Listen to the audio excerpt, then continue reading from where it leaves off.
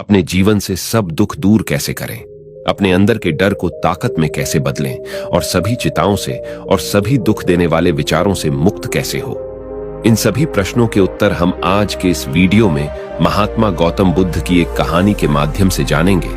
तो चलिए उसे कहानी की शुरुआत करते हैं। अपने डर को ताकत में बदलना सीखो। यह सब जीवन एक मोह माया है। इस दुनिया में केवल दुखी दुख भरा हुआ है और सब लोग डर डर के जी रहे हैं।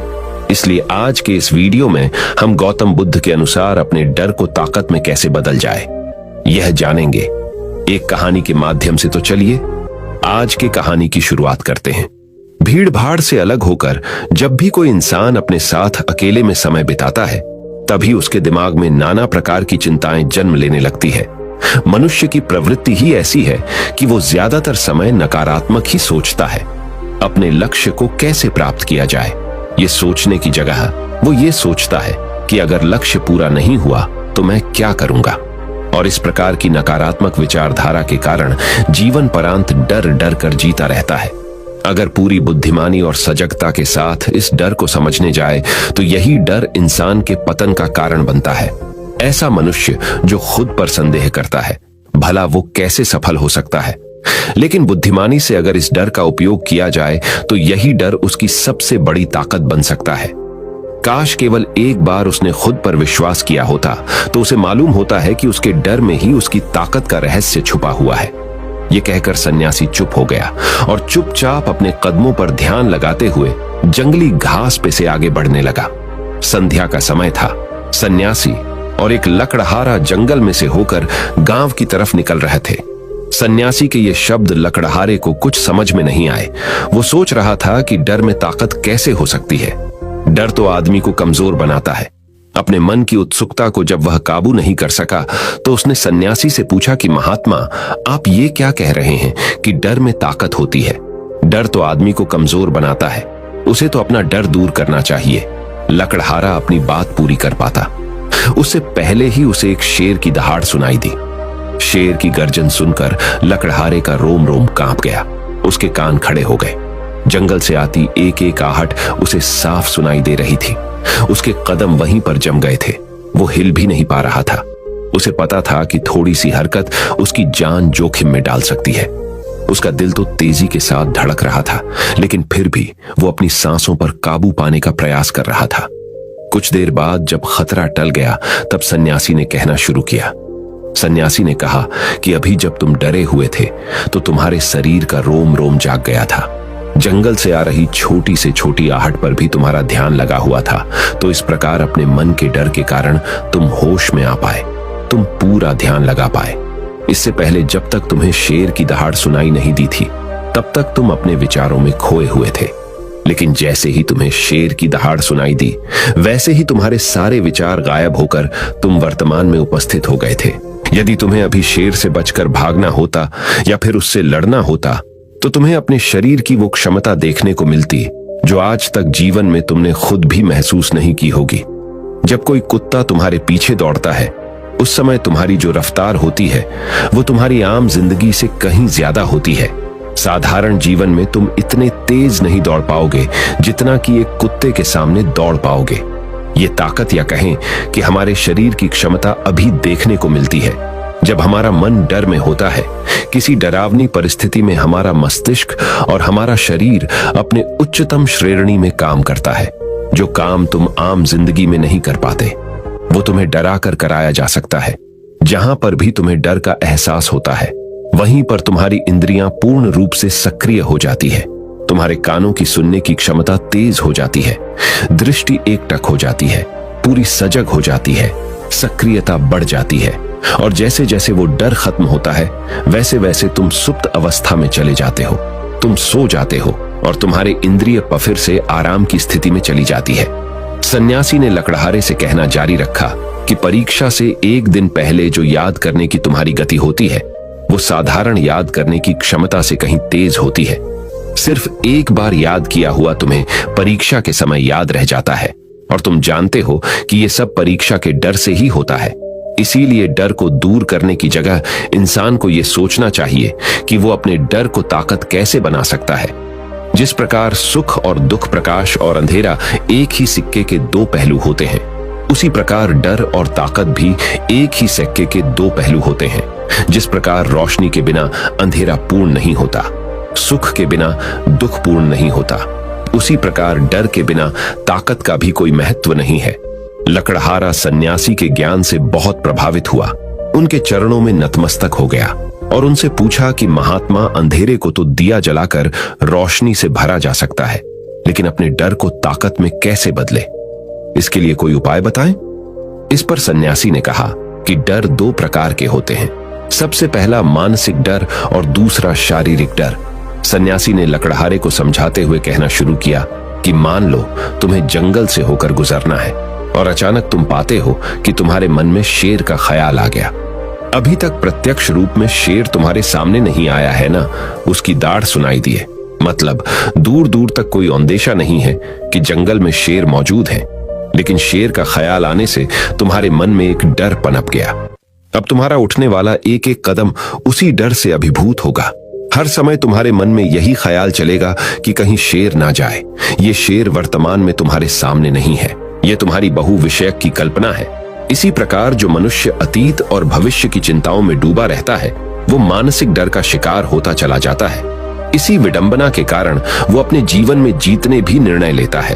वो सारे मानसिक डर से ग्रसित होते हैं। इसीलिए ज्यादातर मनुष्य पूर्ण रूप से अपने निर्णय पर भरोसा नहीं कर पाते हैं, और यही निर्णय या फिर फैसले जो आधे मन से लिए जाते हैं, मनुष्य के कार्य को पूरा नहीं होने देते।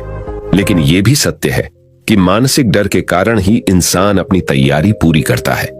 अगर तुम्हारे मन में शेर का ख्याल नहीं आएगा तो तुम शेर से सुरक्षा के लिए कोई भी कदम नहीं उठाओगे, लेकिन अगर तुम्हें शेर का ख्याल आ गया तो तुम उससे सुरक्षा के लिए कोई ना कोई तरीका जरूर अपनाओगे। तो इसीलिए मानसिक डर बेकार नहीं होता, वो आपकी सुरक्षा को और ज्यादा मजबूत भी करता है। लेकिन समस्या तब शुरू होती है जब आप चाहकर भी कुछ नहीं कर सकते, लेकिन उसके बावजूद आप मानसिक डर झेल रहे होते हो। उदाहरण के लिए कुछ मनुष्य हमेशा ये सोचते रहते हैं कि उन्हें कोई बीमारी ना हो जाए, कहीं उनके साथ कोई दुर्घटना ना घट जाए, कहीं उनके साथ कोई धोखा ना कर दे। लेकिन इन सब घटनाओं पर उनका कोई जोर नहीं होता है, ये उनके हाथ में नहीं होता है। अगर दुर्घटना होनी होगी तो होगी ही, अगर बीमारी होनी होगी तो होगी ही। अच्छा, खान पान और अच्छी दिनचर्या का पालन करने के बाद भी अगर कोई मनुष्य बीमार हो जाता है तो ये उसके नियंत्रण के परे की बात है। अपनी तरफ से उसने पूरी कोशिश की और यही उसका कर्तव्य था, उसमें कोई कुछ क्या कर सकता है। जो घटनाएं इंसान की पहुंच के परे होती है वो उनसे भी परेशान होता रहता है, उनसे भी उसका मन घबराता रहता है, और यही मानसिक डर उसके पतन का कारण बनता है।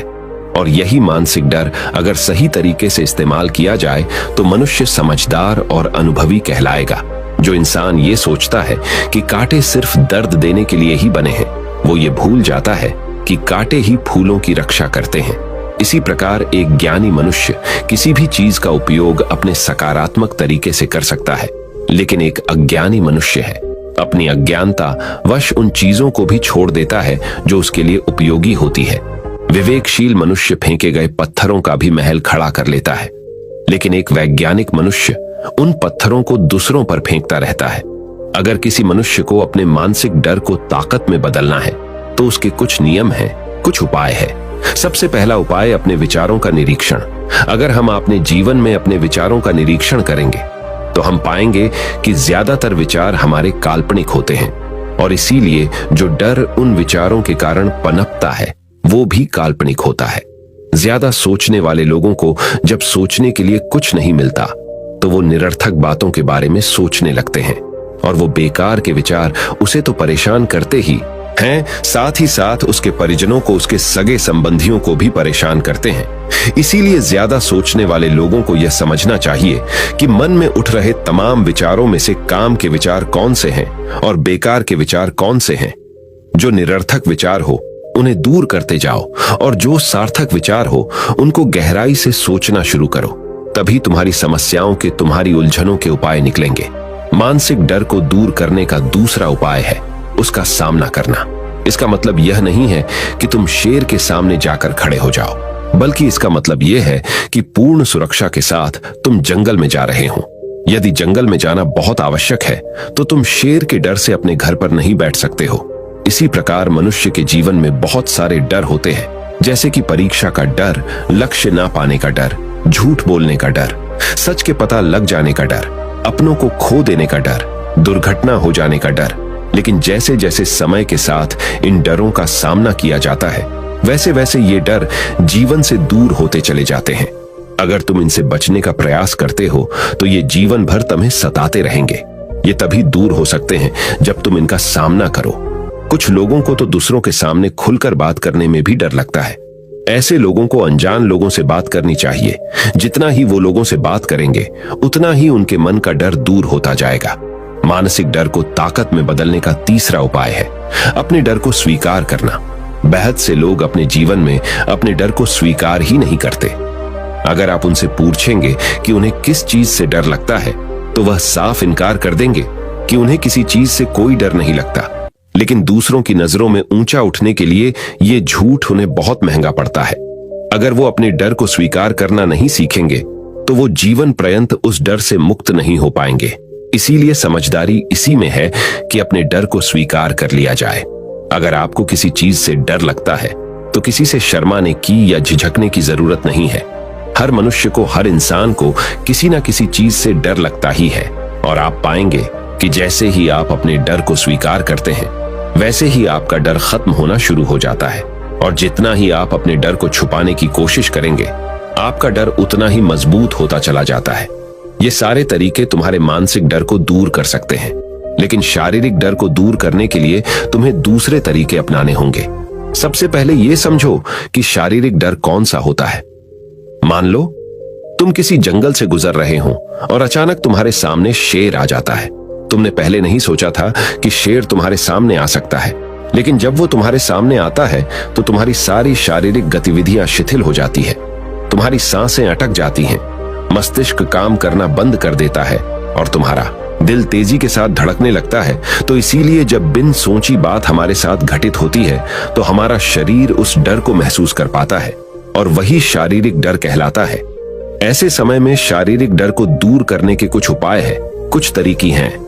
सबसे पहला उपाय तो यही है कि अपने ऊपर संयम रखें। जब किसी मनुष्य के साथ बिन सोची बात घटती है तो सबसे पहले उसका संयम टूट जाता है और संयम टूटने के साथ उसका मस्तिष्क काम करना बंद कर देता है और इसी वजह से सोचने और समझने की प्रक्रिया भी रुक जाती है, क्योंकि हमारा शरीर उसी प्रकार कार्य करेगा। इस प्रकार हमारा मस्तिष्क उसे निर्देश देगा। अगर मस्तिष्क की सोचने समझने की शक्ति खत्म हो गई तो हमारा शरीर भी शिथिल हो जाता है। तो इसीलिए अगर कठिन समय में मनुष्य अपने ऊपर संयम रखता है तो उसका मस्तिष्क सही तरीके से काम करता है और वो सही निर्णय लेकर उस परिस्थिति से तत्काल बाहर आ सकता है। यहाँ पर दूसरा उपाय समझने का यह है कि जीवन में कुछ भी घटित हो सकता है। जीवन बड़ा चमत्कारिक होता है। वो हमारी सोच के अनुरूप नहीं चलता, बल्कि उसमें कुछ भी हो सकता है और यही जीवन की खूबसूरती होती है। अगर आपको आज ही पता चल जाए कि आने वाले 10 साल तक हम क्या कर पाएंगे, तो आपकी जीवन में से रुचि खत्म हो जाएगी। लेकिन अगर जीवन एक रहस्यमयी किताब की तरह बना रहेगा तो आप अपने जीवन से कभी नहीं थकेंगे। आपका जीवन आपको आश्चर्यचकित करता रहेगा। इसीलिए यह समझो कि जीवन में कुछ भी घटित हो सकता है, तुम्हारी सोच से परे भी घटित हो सकता है। इसीलिए कुछ अनुमान मत लगा लेना। इसी सोच को लेकर सन्यासी ने अपनी बात खत्म करते हुए कहा कि इन तरीकों से तुम अपने मानसिक और शारीरिक डर को दूर कर सकते हो और आनंद से भरा हुआ जीवन जी सकते हो।